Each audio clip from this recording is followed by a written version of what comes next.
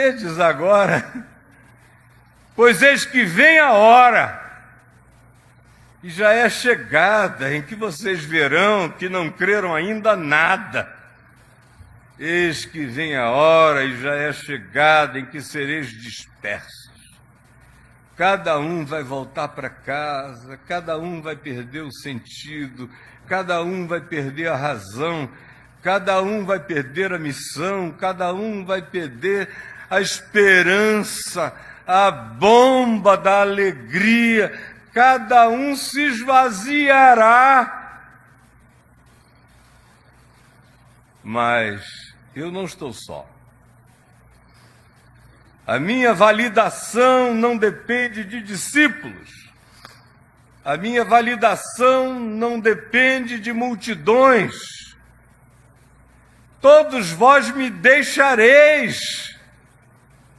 Contudo, eu não estou só, porque o Pai está comigo. Contudo, eu não estou só, porque o Pai está comigo. Estas coisas vos tenho dito, para que tenhais paz em mim. No mundo tereis aflições, mas tende bom ânimo, eu venci o mundo.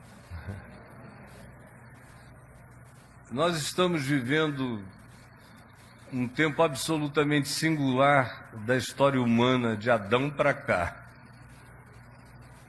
Qualquer que seja a sua categorização de Adão, não importa, é muito mais figurativa do que cronológica e uma busca histórico-exaustiva. Não é esse o caso, isso é luta e angústia de descoberta de tolos. Adão é o nome do nosso primeiro ancestral. De lá para cá, tanto tempo quanto possa ter passado, e é outra coisa que não importa, até hoje, até aqui, até esta hora, até esse dia, até esse domingo, até esta manhã, não houve no relato, na narrativa da civilização humana, nenhuma descrição do fenômeno humano na Terra que se compare ao que está acontecendo entre nós. E olhe que quando Jesus disse isso aqui, foi sob o Império Romano, Tibérios, o imperador, brincando com os seus peixinhos lá em Anacapre, com aqueles garotinhos de 13, 14 anos que ele chamava de os meus peixinhos, entre eles Calígula, que cresceu molestado e enlouqueceu, conforme a história nos mostra, fazendo inclusive do seu cavalo preferido, Incetatus, senador da República, quase que o mandou para ser embaixador nos Estados Unidos por um pouco. Se conteve em última hora, mas o fez senador da República, Incetatus. Vai, teu casco é nobre. Jesus viveu sob essas tiranias, nasceu sob Herodes o Grande, cresceu no tetrarcado dos Herodes, com o acachapamento romano. Não foi Jesus que inventou a cruz, não foi com ele que fizeram um teste laboratorial. Havia centenas de cruzes espalhadas pelo Império Romano. Em Israel mesmo houve períodos em que mais de 500 pessoas foram enfileiradas, crucificadas de norte a sul do país para aplacar todo tipo de sublevação contra o Império Romano que se pudesse conceber. De modo que era um tempo indizível também aquele no qual Jesus vivia. A escravidão era um status de uma grandeza enorme, era quase como possuir um carro eletrônico do Elon Musk, um Tesla. Era ter escravos e mais escravos. Escravos eram assets, eram tecnologias humanas, eram inteligências não artificiais a serviço do capricho de quem podia mais. A mulher A mulher não existia. Menino só sofria. A infância era um detalhe. A condição humana variava entre a dominação política esmagadora, acachapante, indiscutível, tirânica, e a religião, no caso do ambiente de Jesus em Jerusalém, em toda a área e o país de Israel, onde a religião esmagava, vigiava, controlava. Parecia que tinha o poder de saber e ler o que estava escrito no telegrama do povo todo. E Jesus está ali, com a sombra da cruz projetada sobre ele, e aqueles discípulos, que a gente, na nossa mitologia evangélica, fica imaginando que são seres de uma extraordinariedade incomparável, mas está cheio de gente mais competente, mais capaz, mais enraizada, mais lúcida aqui, nessa sala, do que então com ele lá.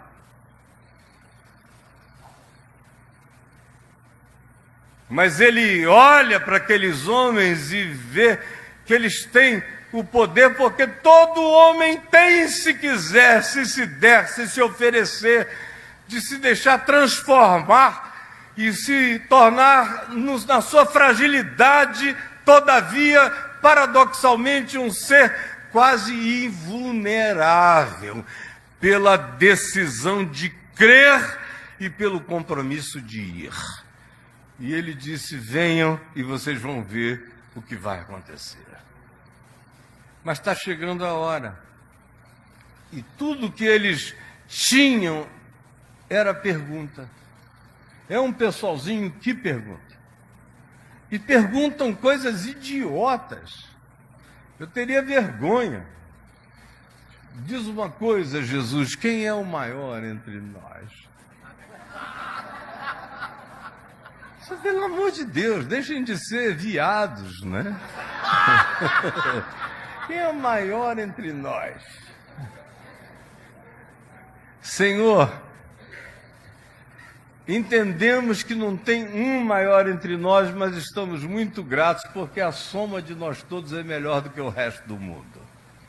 Não é verdade, Senhor? Jesus dizia: sem certas coisas que o Pai tem para Ele mesmo.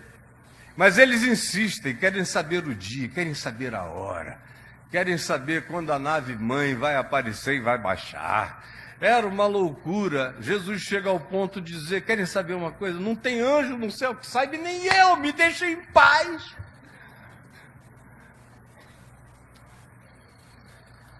Nem o filho sabe.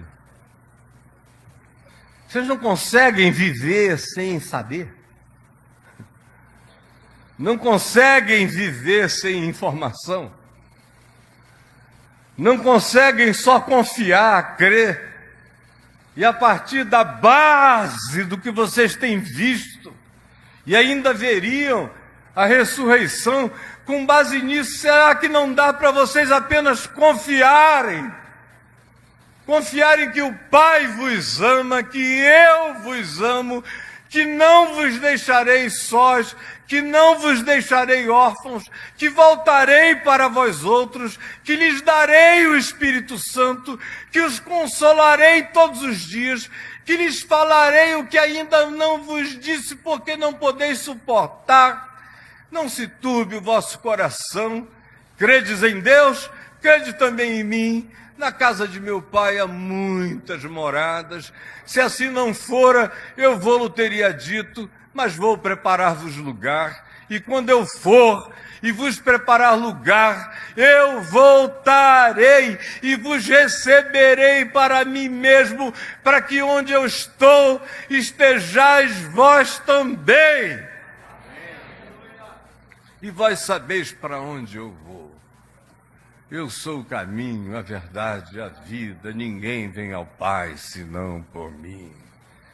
Alguém pergunta: Senhor, mostra-nos o Pai, isso nos basta. E ele responde: Filipe. Tem algum Filipe aqui?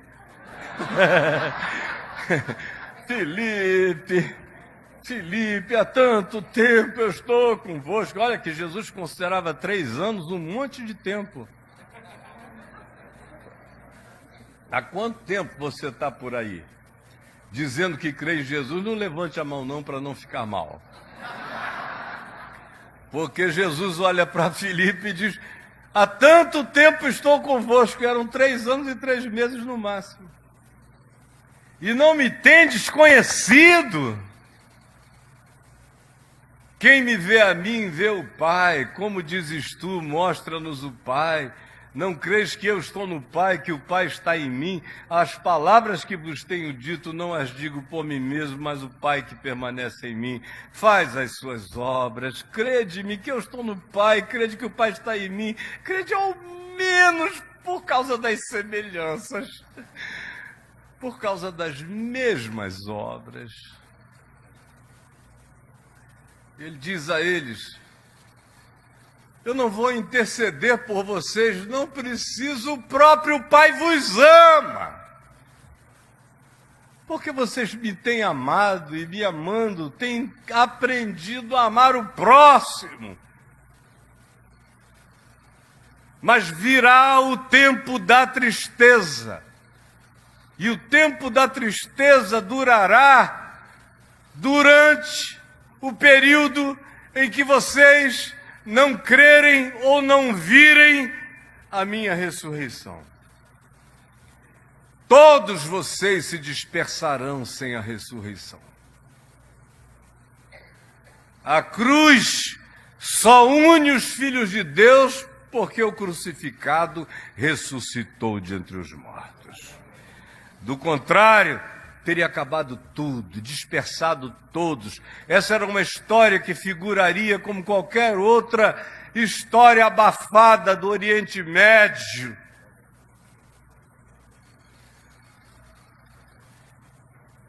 Mas eu outra vez vos verei. E quando vocês me virem, Tomé, pega aqui, toca, me apalpa. Sente, vê que um espírito não tem carne nem ossos, como vedes que eu tenho. Me vereis outra vez, e me vereis, e eu me manifestarei, e vos ensinarei, e aí a vossa alegria ninguém poderá tirar. Ninguém. E também, uma outra marca, é que nada mais me perguntareis. Quanto mais ressurreição, menos questão. Quanto menos ressurreição, mais questão. Gente que ficou cara a cara com a ressurreição não tem mais perguntas a fazer. Qual será a minha conversa com ressuscitados sobre gripe, tuberculose, câncer, dor óssea, falência de órgãos,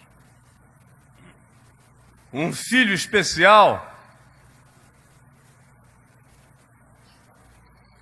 o seu filho gay? Qual é a pergunta que você fará? Qual é a questão que sobra? Depois que você fica cara a cara com o ressuscitado. Quando eu fiquei cara a cara com ele, eu não tive mais perguntas. E olhe, que eu nunca imaginei na vida, nem qualquer que fosse o devaneio que talvez eu jamais tenha tido, de por onde a minha existência passaria e que dores ainda na vida eu sentiria, e quão esmagadoras elas seriam, e quão viscerais elas se tornariam. Todavia, eu não tive nenhuma pergunta a fazer, porque sumiram todos, mas ficou ressuscitado bem na minha frente. naquele dia nada me perguntareis. Nada. Nada. E aí ele, na sua extrema compaixão, diz: estas coisas eu vos tenho dito, para que tenhais paz. Paz em mim. Porque a multidão dos sustos, das perplexidades, como eu falei ontem à noite lá no centro de convenções, as perplexidades dessa era, as angústias, os pânicos, os homens desmaiando de terror pela expectativa das coisas que sobrevirão ao mundo, Jesus diz: estas coisas eu vos tenho dito, tanto aquelas que virão, quanto a certeza de que outra vez vos verei, e quando eu vos vir, não haverá mais nenhuma pergunta a fazer. Tudo isso eu tenho dito para estabelecer uma realidade, para que tenhais paz em mim. Paz em mim significa viver a paz de dentro da ressurreição para fora. Não tem nada a ver com circunstancialidades, com a sua alegria singela, agradável de ouvir. Eu sou pastor há 46 anos, dá alegria na gente de ouvir as pessoas chegando, contando boas notícias.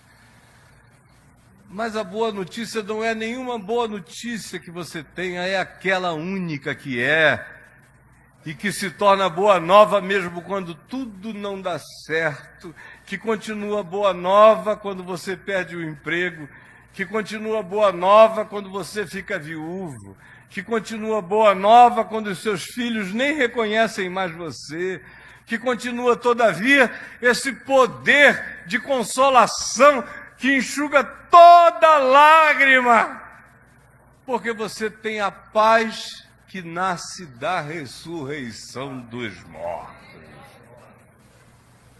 Eu tenho vos dito essas coisas para que vocês vivam de dentro de mim o mundo, para que vocês tenham paz em mim, que é a paz do ressurreto, é a paz daquele que venceu a morte e que está em mim.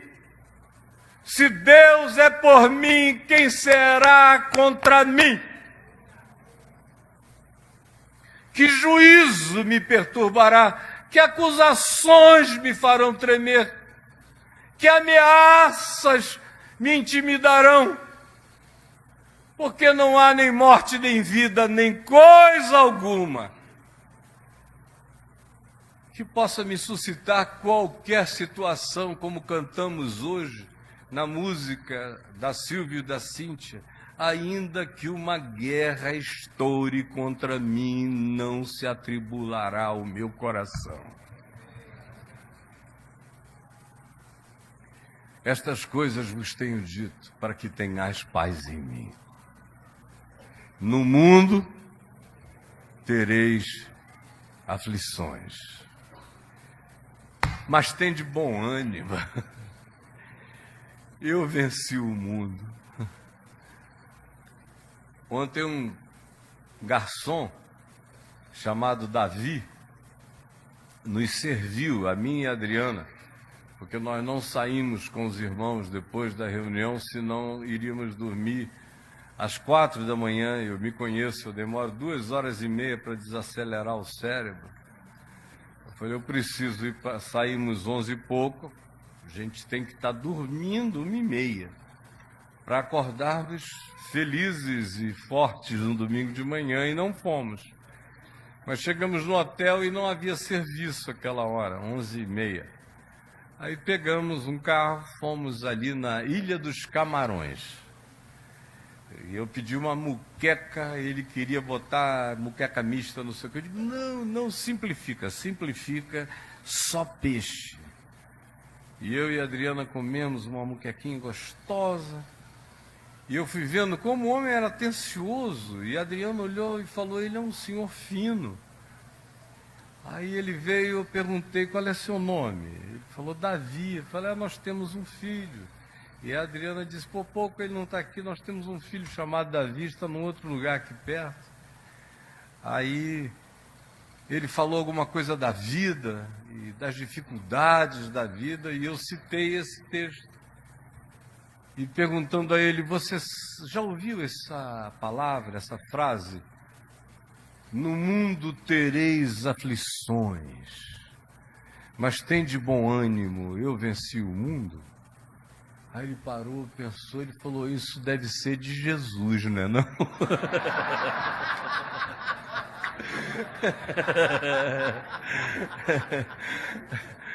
Eu falei, é de Jesus sim, meu amigo. Nenhum Buda do mundo te diria isso com essa certeza. Ele, no máximo, se fosse Buda, diria, no mundo tereis aflições e... Tenta não pensar no assunto, diminui a tua pessoalidade, mate os sonhos, não deseje nada.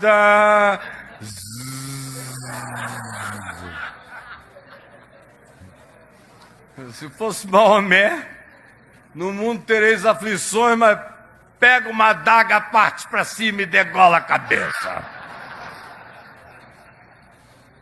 Se fosse para Allan Kardec, ele diria, faz parte da pedagogia evolutiva. Você vai reencarnar numa situação mais calma. Faça muita boa obra e muita caridade. Se fosse o Edir Macedo, ele ia dizer, está acontecendo isso porque você deixou de dar o dízimo, a oferta, deixou de sacrificar ao Senhor.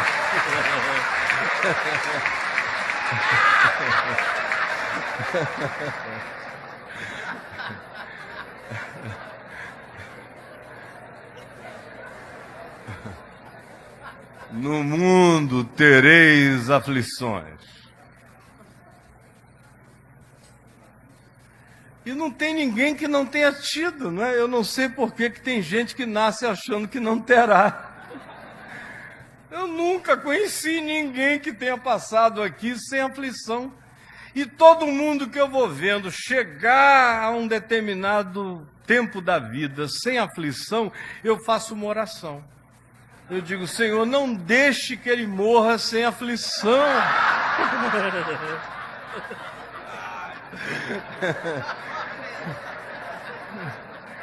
Porque sem aflição a gente fica idiota. Sem aflição, a nossa espiritualidade se embabaca por inteiro. Sem aflição você fica arrogante, soberbo, indiferente, perde o espírito de solidariedade, perde a empatia, perde o compromisso. Deixa e foge de se associar à dor do próximo. Sem aflição ninguém aprende a chorar com os que choram, para também aprender a se alegrar com os que se alegram. Sem aflição a gente se desumaniza. No mundo tereis aflições. É normal, faz parte.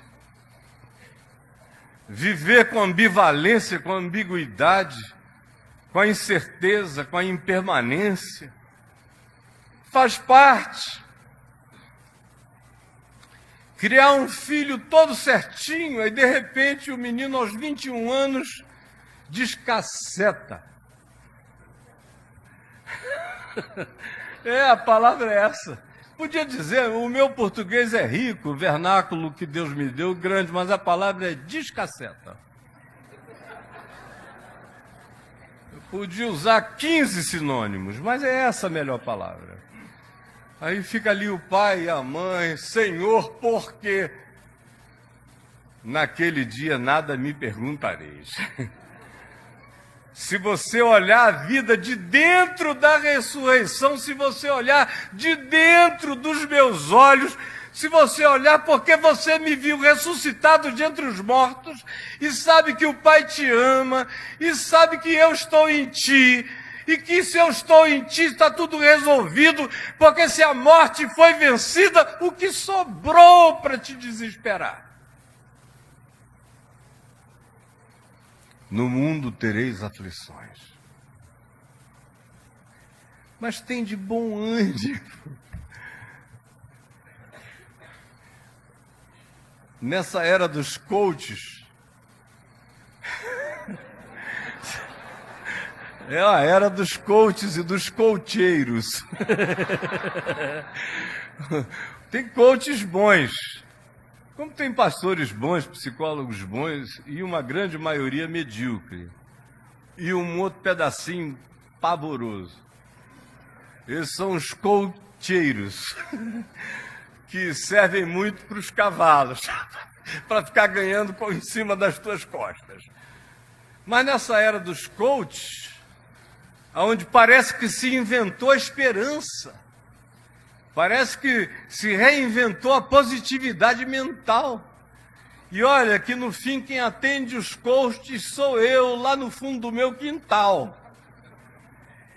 E a grande maioria deles não sabe isto aqui, nem vive isto aqui, nem pratica isto aqui, porque se a gente entendesse a psicologia perene, que não é uma trucagem mental, mas é baseada nos fatos reais da ressurreição, se a gente aprendesse isso aqui,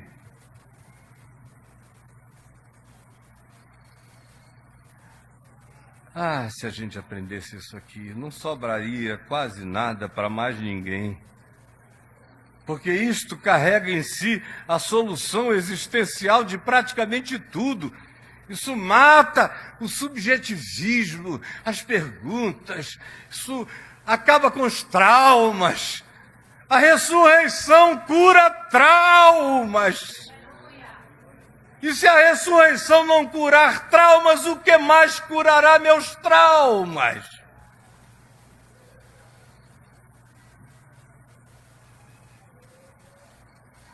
E aí vem Jesus e diz: tende bom ânimo. Esse é o coach dos coaches. Tende bom ânimo.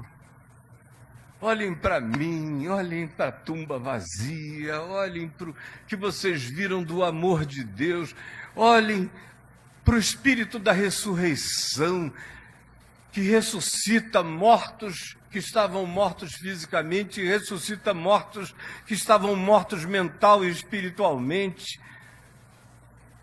Tenham bom ânimo quando pecarem, porque eu sou aquele que volta e volta e volta, e voltarei sempre dizendo: filho, estão perdoados os teus pecados. E a ousadia de quem crer nele vai ficando tão grande, ele te habita, a ressurreição está dentro de ti. Você anda pela rua, me desculpem, eu digo isso com temor e tremor, mas eu vou andando pela rua como um Jesus ressuscitado na terra. Cristo vive em mim. Quem não gosta disso, vá dormir com essa angústia. Mas eu sou um Jesusinho andando por aí. E serei até o último dia da minha vida. Tenha bom ânimo. Meu único bom ânimo vem daqui, vem dele. Minha mulher nunca me viu dizendo: baseado em Freud, eu irei processar isso, baseado nas percepções de Jung, baseado em Lacan. Tudo isso é útil, é legal, é bom de saber. Mas nenhum deles diz para você: estão perdoados os teus pecados. Nenhum deles diz para você: levanta, toma o teu leite e anda. Nenhum deles diz para você: eu sou a ressurreição e a vida, quem crê em mim, ainda que esteja morto, viverá. E todo aquele que crê em mim, ainda que morra, viverá. Ou ainda que aquele que crê em mim nunca morrerá eternamente, não conhecerá a morte, passará da morte para a vida. Quem pode dizer além dele o que ele disse? E se você crê que, além de tudo, ele rasgou a morte, aí não há mais perguntas a fazer. E o meu justo viverá pela fé. Tem de bom ânimo. Está cheio de gente aqui que perdeu o bom ânimo. Tem muita gente que vem aqui domingo após domingo para tentar receber uma injeçãozinha de bom ânimo. Mas que se ficar um mês sem aparecer, já diz assim, eu estou fraquejando na fé. Está fraquejando na boia que te jogaram. Mas no dia em que você for testemunha existencial da ressurreição pela fé no seu coração, cairão 1000 ao teu lado e 10.000 à tua direita, mas o teu peito explodirá em esperança invencível. Tem de bom ânimo.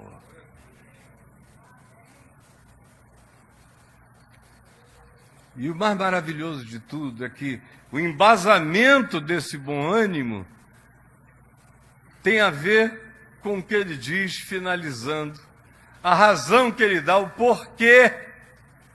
Tem de bom ânimo, porque eu venci o mundo.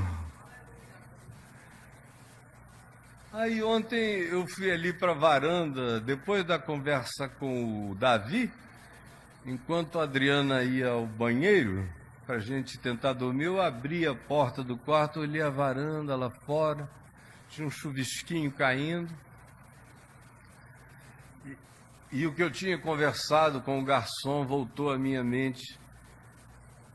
E essa expressão, porque eu venci o mundo, me deu uma alegria, uma vontade de dar um grito na varanda.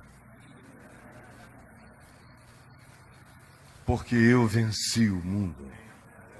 Porque eu venci o mundo. Alexandre o Grande, meu Deus, que neurótico, desesperado, brigando com o fantasma do seu pai Filipe. Até onde que papai ganhou? Ah, fronteira tal, vou passar, vou até a Índia. Brigando com o pai, com os fantasmas do passado. Todos os grandes conquistadores, todos eles meninos frustrados, caprichosos, filhos de mães aduladores e de pais perdulários, e que acharam que vencer o mundo era conquistar terras e esmagar povos. Não passavam de playboys de um tempo primitivo, idiotas como alguns que a gente tem revivendo em nossa terra.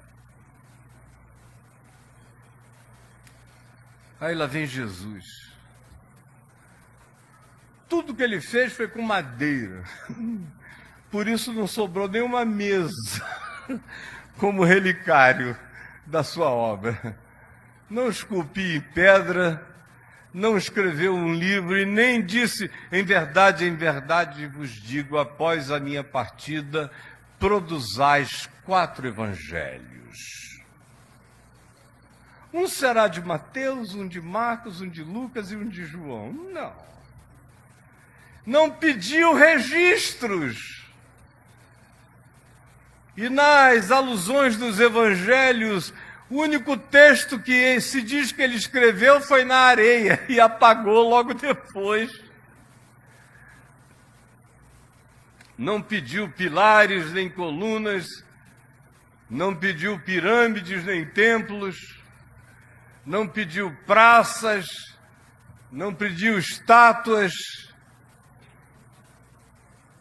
não pediu coisa alguma que caracterize aquilo que os homens chamem de vitória no mundo, de supremacia no mundo, de marcação histórica do poder hegemônico manifesto por esse presunçoso que quer que mesmo depois da sua morte seus feitos sejam lembrados, por isso os manda escrever antes.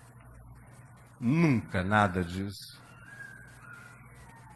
É um verdadeiro inconsequente esse Jesus de Nazaré. Se eu vim salvar o mundo e não prepara um texto, não faz uma recomendação estratégica, não monta um plano de marketing, não faz nada disso. Ao contrário, ressuscita de entre os mortos e a primeira pessoa que testemunha isso, se fosse nos nossos dias, era um testemunho inválido. Teria sido internada 7 vezes numa clínica psiquiátrica. Maria Madalena, de quem expulsou 7 demônios, é a primeira testemunha dessa ressurreição que venceu o mundo. E depois aqueles perrapados todos que tinham vindo da Galileia, são as testemunhas de que ele venceu o mundo. E ele não faz a menor questão de evocar nenhum testemunho superior, de nenhuma autoridade reconhecida, de nenhum sinédrio, de nenhum tribunal, de nenhuma junta de verificações. Não!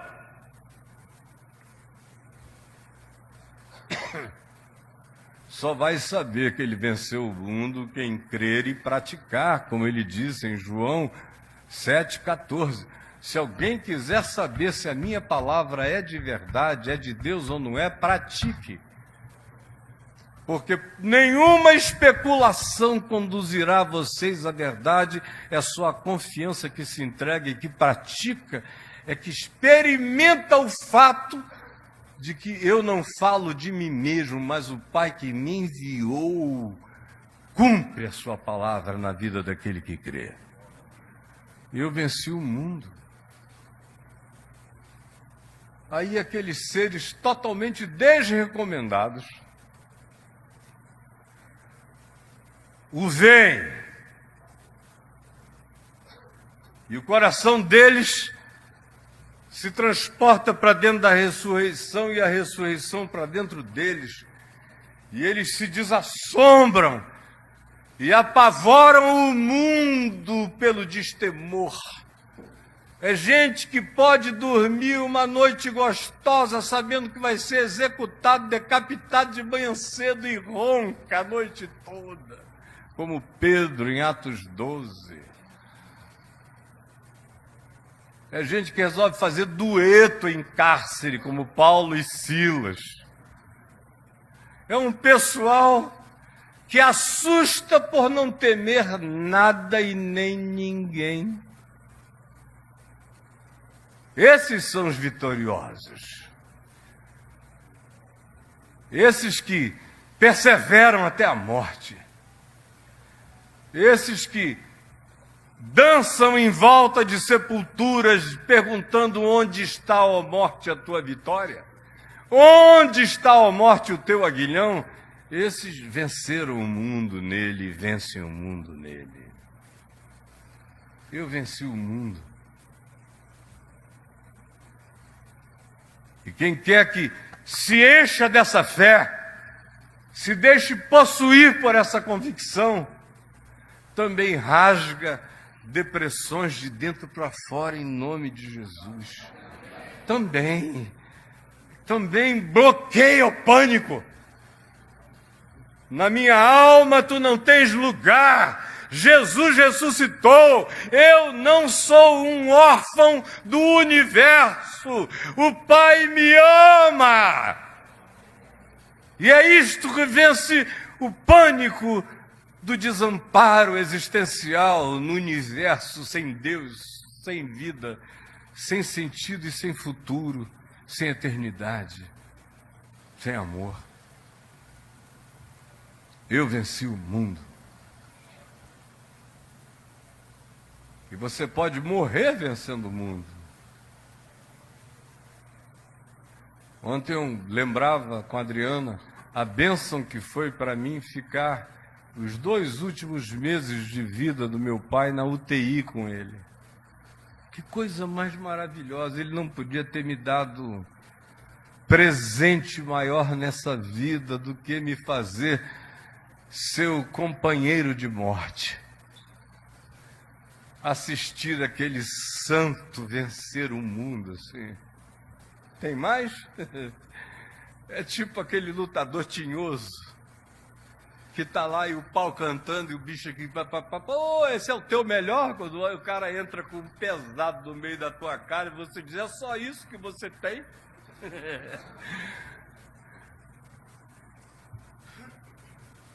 Porque papai morreu 13 vezes em 60 dias. 13. O médico me chamou e disse, olha, ele já foi. Várias vezes. Outras vezes ele disse, não tem mais volta. Teve um dia que depois dele já ter morrido naquela semana umas 2 ou 3 vezes, e ressuscitado, eu fui para casa cansado para tomar um banho e disse, eu volto já. Quando eu estou chegando em casa, o médico me liga e diz, olha, ele morreu. Porque ele sofreu de uma discrasia sanguínea. Eu nunca tinha ouvido falar em discrasia sanguínea. Aí eu falei, Google, o que é discrasia sanguínea? Aí o Google me respondeu, dizendo que é uma doença que desconstitui o sangue, desconstrói o sangue, demole o sangue, é uma falência da estrutura do sangue, mas que foi identificada pelos chineses há muitos milênios atrás e até o dia de hoje a ciência não consegue exatamente explicar por que acontece. Eu falei, muito obrigado.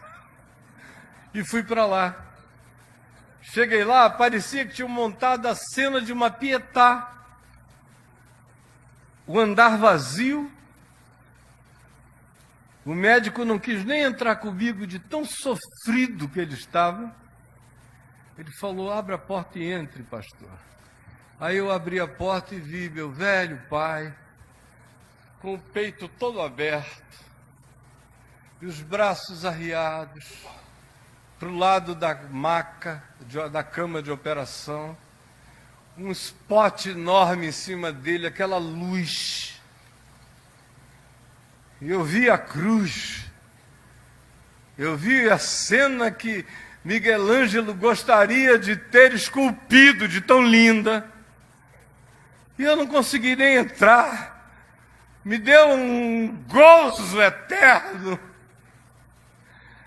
Eu saí e falei ao médico, espera aí só um minutinho. Entrei no banheiro, fechei a porta, botei a cara no chão e chorei de alegria e disse, obrigado, Senhor, porque os meus olhos viram a tua glória.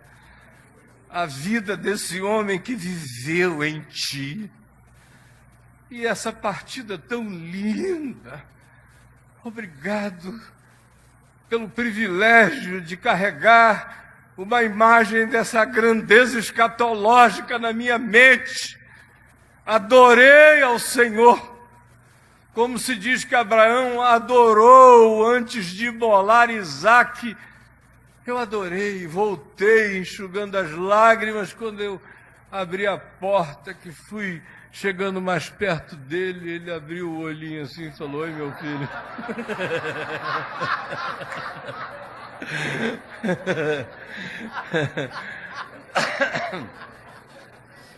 Teve um dia que ele morreu 3 vezes do coração.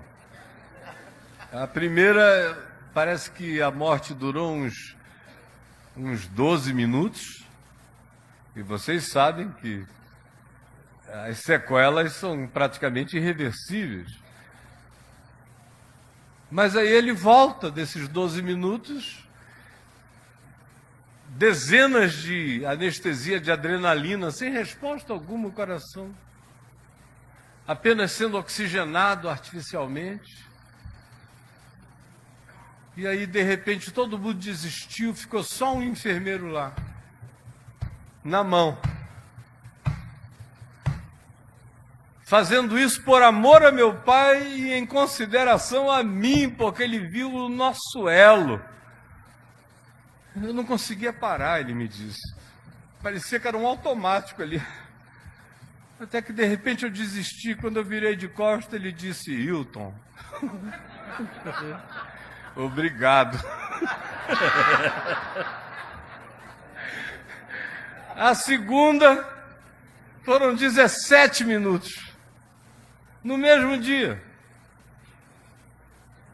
A terceira foi quase meia hora. Ninguém acreditava mais. Aí os médicos do hospital o apelidaram de Highlander.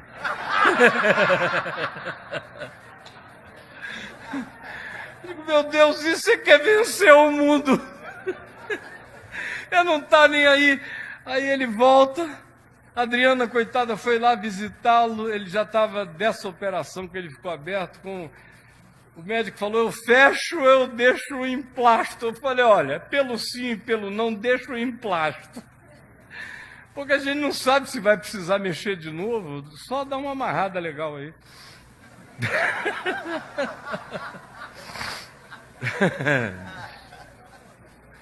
Aí ela chegou e me falou, me deixou até um pouco irritado. Ela falou, deixa ele ir, meu amor. E eu fiquei meio irritado, porque, na realidade, era egoísmo meu. Eu nunca fui tão edificado na minha vida. Era como entrar e sair da morte assim, todo dia, tomar um cafezinho, voltar lá e não sei... E aí, dessa última vez, dessa ressurreição, depois de 30 minutos de loucura, de morte clínica, de ele sem sequela. Eu estava com ele de madrugada no hospital e ainda com o eco da voz da Adriana, que tinha voltado para o Rio, porque estava com uma perspectiva de câncer no seio, e eu tive que ficar e ela foi para lá. E quando eu ia passando ao lado da cama do meu pai para pegar alguma coisa, eu senti o dedinho dele assim, ó. Aí eu olhei e falei, oi pai, você quer me dizer alguma coisa, meu amor? Aí eu senti que ele queria que eu pusesse o ouvido na boca dele. Aí ele falou, não me chama mais. Eu ouço e eu volto. Isso era uma verdade tão poderosa que o hospital constatou, a equipe médica constatou. Eles ligavam para minha casa e diziam, já fizemos tudo, vem chamar ele. E eu chegava lá e dizia, pai, sou eu, Caio Fábio, seu filho, meu pai. Ele,